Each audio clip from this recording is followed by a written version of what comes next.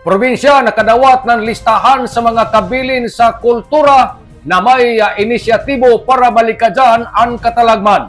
Ang National Commission for Culture and the Arts pinaagi na sa Philippine Registry of Heritage naghatag sa probinsya ng listahan sa mga kaliyukan sa kultura na pwede maapektuhan sa mga natural na kalamidad. Ang bag-o na magnitude 6.0 na linog na miigo sa probinsya dako ang posibilidad na makadaot sa mga mairog sa nandili mairog na mga kabilin sa kultura pareho sa mga heritage buildings, historical landmarks sa non-monumento. Ang NCCA hugot na nagdasig sa pag-apil sa mga dokumentasyon sa mga kabilin sa kultura sa mga inisyatibo para malikadyan ang risgo sa katalagman para maprotektahan ang kabilin na kultura ng ato nasyon. Posible pa na madumduman na kanhing miigo ang bagyo nga audit dinhi sa ato probinsya ni atong Disyembre 16 tuig 2021 na ang Surigao Arts and Culture Center sa Anbayay, Surigao noon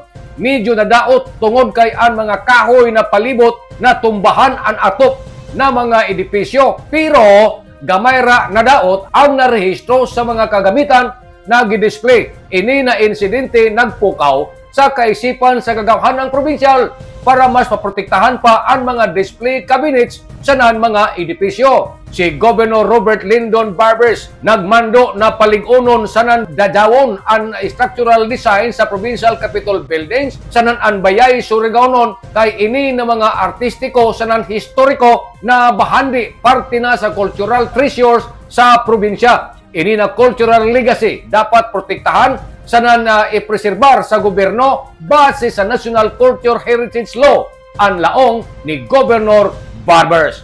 Nanukad gikan diri sa Kapitolyo ini si Marictioners Marconsim Vlogs, Mario Cunali Simorlan Mulaong. Salamat, marajaw na adlaw, natong tanan.